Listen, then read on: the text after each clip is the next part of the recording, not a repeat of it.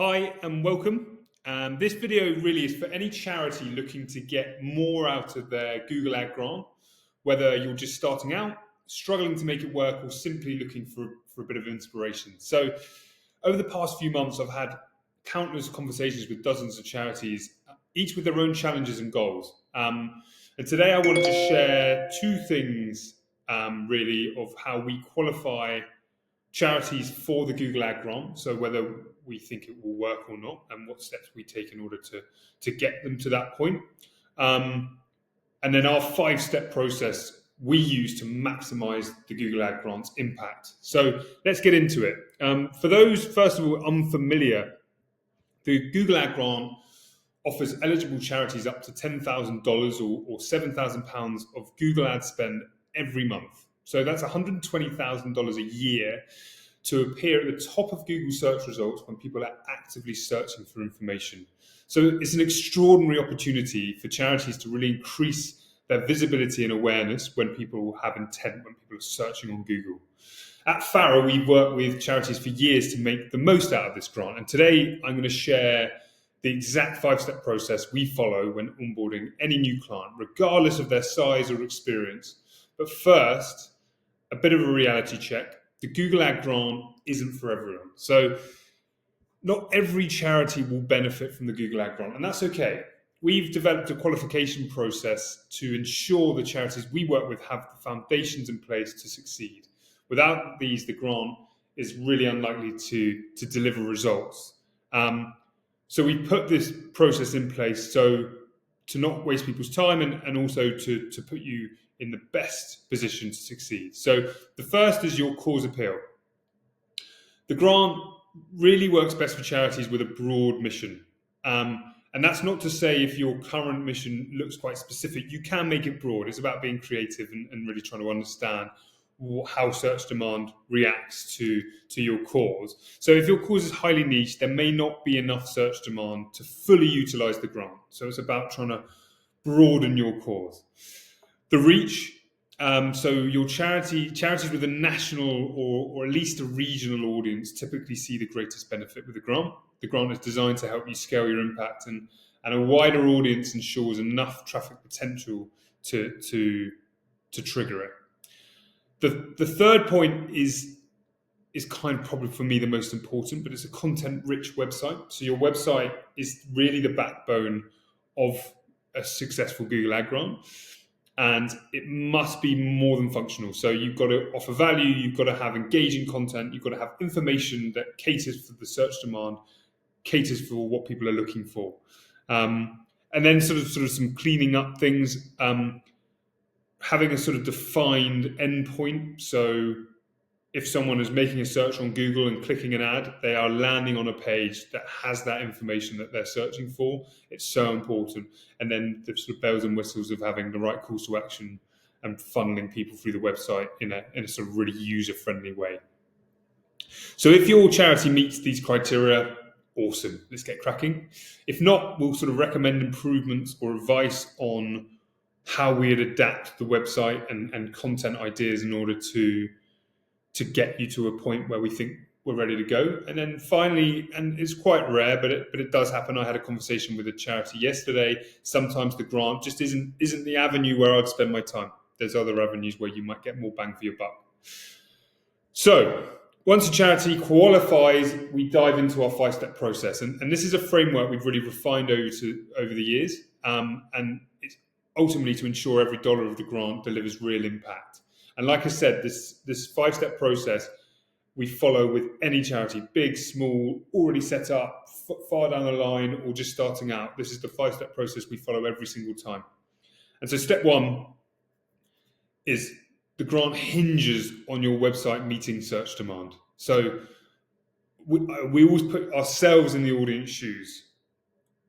What are they searching for? If someone clicks on an ad, do you have a landing page that's going to deliver the information that they need? So that experience has to be seamless. It has to be the information, it must be housed on your website. So I'll use an example of Tusk.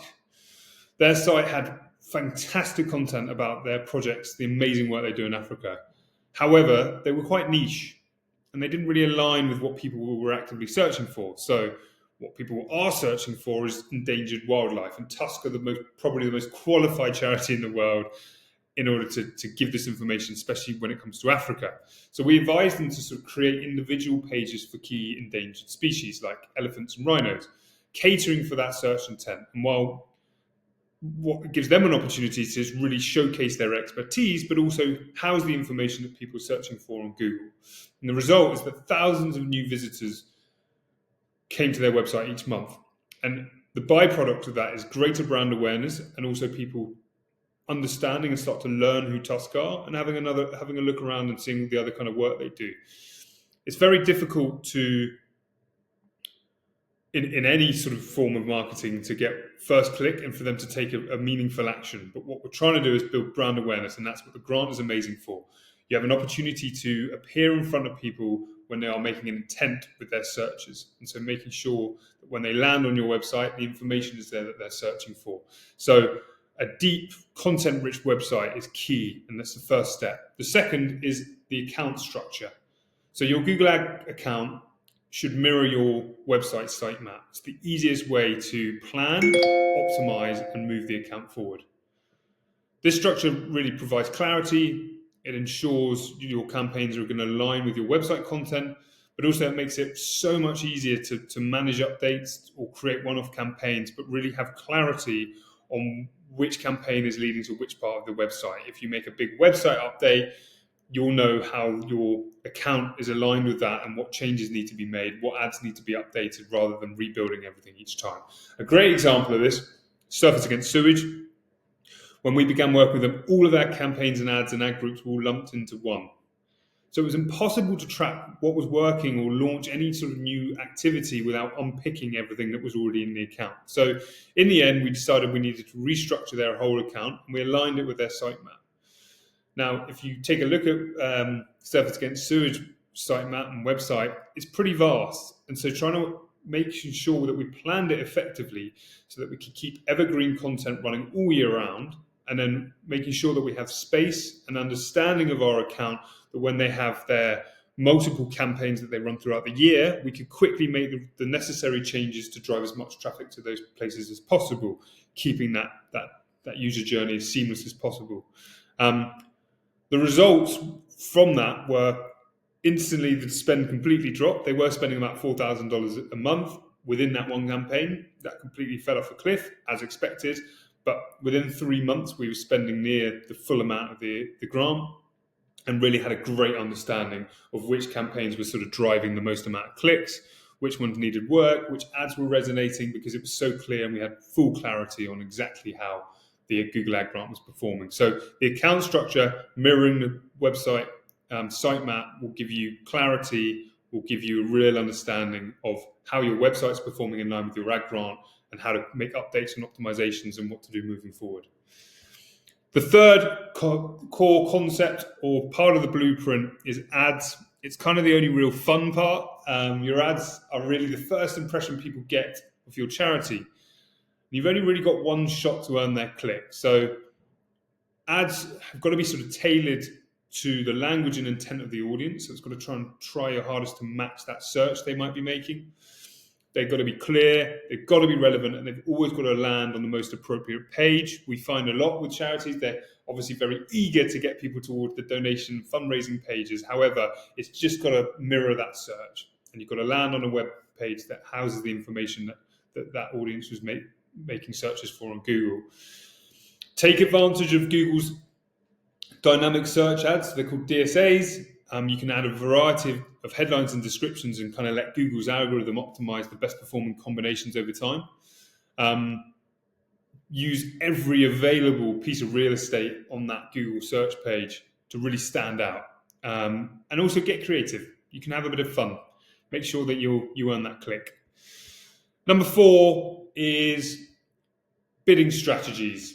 We're no longer in control of bidding, but that's okay, because Google's our Google AI overlords have done a pretty good job in terms of pushing our ads into the right places if campaigns are set up correctly. So If you're starting out, we always recommend Maximise clicks. It's a really quick way to just drive traffic and identify trends of which kind of keywords are going to trigger ads.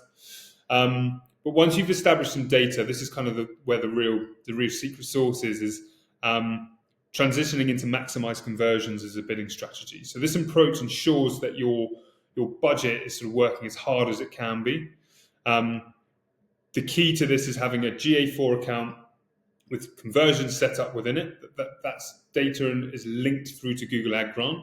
So then Google can start talking to each other and saying, right, this campaign, this keyword's triggered this ad, lots of people are clicking this ad, they're landing on this web page, and then they're converting. And what Google does is go, this is a good Google ad account, these are good ads, and people are obviously liking them because they're converting, and they'll start to push your ads into further markets. So setting that up and getting that data flowing through and setting it up correctly can have some really, really great results. A great example of this is with Imperial Health Charity. Following this process and tracking key events like donation sign-ups of their fundraisers, as their account matured, we saw significant growth, significant results. We're now driving over 20% of their monthly web traffic, which has also resulted in real growth in donations across various campaigns. As I said at the start, as you sort of connect all the dots, it can be a real brand awareness builder, and it can start making a real impact. And then finally, tracking and reporting. How is everything performing? How are you understanding how it's performing? How are you understanding how your website's performing in line with your Google Ad Grant? What we do is we create bespoke dashboards that update every morning, but you don't necessarily have to do this. But what you need to understand is tracking performance against what goals you set out to do, and understanding which metrics matter, and just learning how to understand what metrics you're tracking, what goal you're trying to achieve to, and then what changes you need to make and optimizations do you need to make to continually improve results. And that's what we work continually with charities to do, is how we keep moving the needle in the right direction, how are we making the graph go like that. And so really, here's the thing, the Google Ad Grant, there's a couple of key points here. The Google Ad Grant behaves so differently from a standard Google Ads account, which is really frustrating, because if you're a marketing manager and you have Google Ads experience, the copy and paste approach simply won't work. You need to understand the nuances of the ad grant and how to sort of play and game the system. And that's where we've sort of developed this strategy. The second point, and it's probably the only real negative one I'm going to add, but it's not the silver bullet to fundraising, okay? It's primarily a brand awareness channel, giving you the opportunity to appear in front of your audience at their time of intent.